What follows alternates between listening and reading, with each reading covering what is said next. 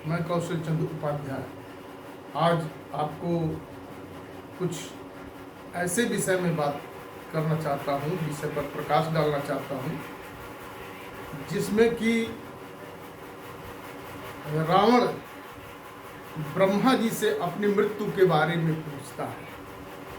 और देखिए, कहा जाता है कि विधि का लिखा न मेटन हार, अंग्रेजी में उसे कहते हैं that is allotted can not be blotted. इस थ्योरी के आधार पर व्यक्ति को अपना कर्म करना चाहिए, फल की चिंता नहीं करना चाहिए, और जो लिखा होगा, जो विधि का विधान है, वही होके रहेगा। तो ब्रह्मा ने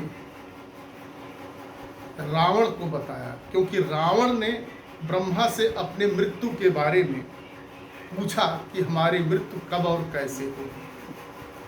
तो ब्रह्मा ने कहा कि अयोध्या के राजा दशरथ की पत्नी कौशल्या के गर्भ से श्री राम का जन्म होगा और वही तुम्हें मारेंगे। ऐसा सुनते ही रावण ने कहा कि ऐसा कैसे हो सकता है, और रावण जा करके राजा दशरथ को, उस समय राजा दशरथ सरजू नदी के तट पर क्रीड़ा कर रहे थे और बारांगनाएं नाचगान कर रही थी। सरजू के तट पे दीपक जल रहा था और उसी समय ये मतलब रावण उन्हें जीत करके, पराजित करके और नदी में फेंक दिया। नदी में फेंकने के बाद धीरे धीरे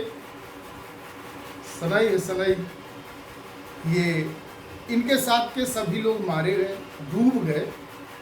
सिर्फ राजा दशरथ और मंत्री सुमंत्र ही बचे। तो ये लोग नदी में धीरे धीरे समुद्र में पहुंच गए और समुद्र में एक जगह ऊंचे टीले पर ये लोग रहने लगे। उसी समय फिर रावण ने कौशल राज को जीत करके कौशल्या का हरण कर लिया, और कौशल्या का हरण करने के बाद वो ले करके अपने राज्य में जाने लगा। परंतु विधि का विधान देखिए कि उसके दिमाग में ये आया कि कहीं ऐसा न हो कि कौशल्या को अगर हम ले जाते हैं अपने लोक में, तो वहाँ से ये देवता लोग कहीं उसका अपहरण न करें।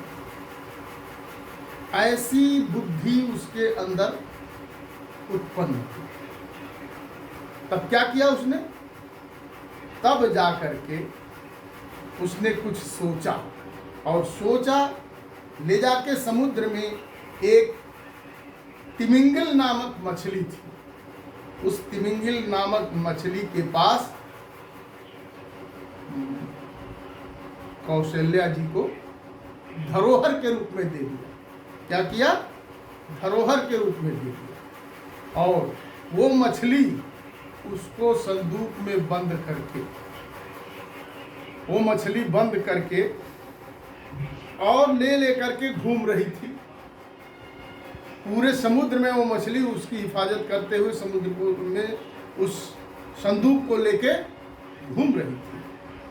तब कुछ देर के बाद जब वो समुद्र में मछली घूम रही थी, तो उसको ऐसा लगा कि समुद्र के तरफ से, समुद्र की ओर, समुद्र में ही उसकी ओर कोई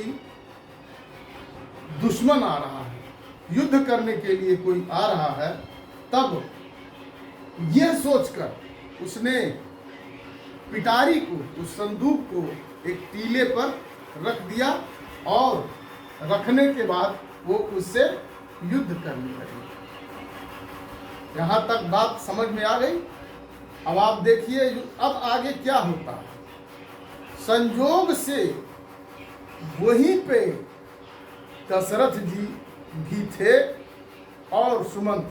दशरथ जी ने उस पिटारी को देखा, आश्चर्य हुआ, तो उन्होंने पिटारी को खोला पिटारी को जब खोला तो उसमें कौशल्या मौजूद थी। फिर उन्होंने कहा ये क्या बात है, तो कौशल्या जी ने सारी बातों को दशरथ जी से बताया, जबकि दशरथ जी का विवाह कौशल राज द्वारा पहले से होना था। तो उसी समय दशरथ जी का जो विवाह हुआ वो गंधर्व विवाह हुआ। वास्तव में दशरथ जी का विवाह उसी जगह, उसी समुद्र में ही उन्होंने गंधर्व विवाह कर लिया और संदूक में बंद हो गए। इसके बाद मछली आती है युद्ध करके और संदूक को लेकर के फिर पुनः उसी तरह से चलने लगती है ले करके। और इसके बाद रावण को बड़ा गर्व हुआ।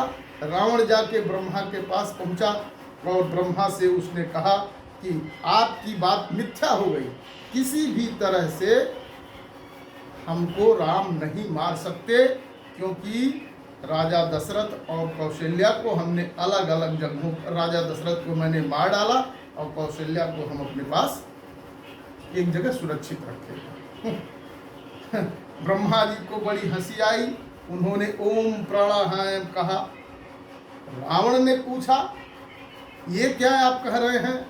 ब्रह्मा ने बताया। ब्रह्मा जी बोलते हैं, ब्रह्मा जी कहते हैं अरे राजा दशरथ का तो लग्न भी हो गया, विवाह भी हो गया। तो बोला ऐसे कैसे हो सकता है, हमारी बात सही है, आपकी बात मिथ्या है, ये हो नहीं सकता। तो ब्रह्मा ने कहा ठीक है, नहीं हो सकता है तो उसको देख लो तुम। फिर जा करके रावण अपने दूतों को भेजता है, मछली से पिटारी मंगवाता है।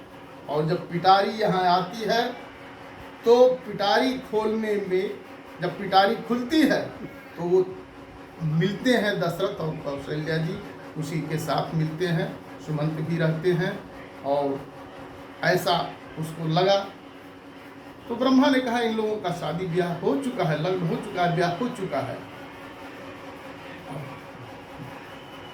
रावण बहुत आश्चर्यचकित हो गया। आश्चर्यचकित होने के बाद उससे रहा नहीं गया और उसने कहा ऐसा नहीं हो सकता है। तो उस तलवार निकाल करके राजा दशरथ को और कौशल्या को तुरंत वहीं मारना चाहा। ब्रह्मा ने रोका। ब्रह्मा ने कहा देखो, विधि का विधान जो होगा वही होगा, कर्मफल जो होगा वही होगा। वो हो सकता है, दूसरा कुछ नहीं होगा, जब होगा तब वही होगा। अगर तुम इनको मारना चाहते हो तो रावण सुन लो, अभी इसी समय राम भी प्रकट हो जाएंगे यहीं पर और तुम्हारी मृत्यु अभी हो जाएगी। समय के शेष रहते तुम ऐसा कार्य न करो, अन्यथा तुम अभी यहीं मार दिए जाओगे। यह बात उसके बाद में समझ में आ गई और वो चुपचाप चला गया। फिर राजा दशरथ को भिजवाया गया। वो अपने यहाँ जा कर के फिर से उन्होंने जश्न के साथ शादी किया और फिर 2 रानियों के साथ उन्होंने शादी किया, कैकेयी और सुमित्रा से उन्होंने शादी किया। इसके साथ ही 700 रानियां उनके पास थी जिनके साथ उन्होंने शादी ब्याह किया। तो ये थी कथा आज ब्रह्मा जी से रावण के मृत्यु को पूछना। और ये था, इससे ये मिलता है कि कर्म करना चाहिए, उसके फल की बहुत इच्छा नहीं करनी चाहिए और भगवान से बढ़ कर के, ईश्वर के विधान से बढ़ कर के कुछ नहीं है। आप उससे आगे कदम न रखें और जो होगा वो होगा ही। वो विधिवत रूप से विधान है, वो विधान हट नहीं सकता। वो अपने समय पर सब कार्य होंगे। इसलिए भगवान का स्मरण करके अपना काम करते रहना चाहिए और ईश्वर में आस्था रखनी चाहिए। जय श्री राम।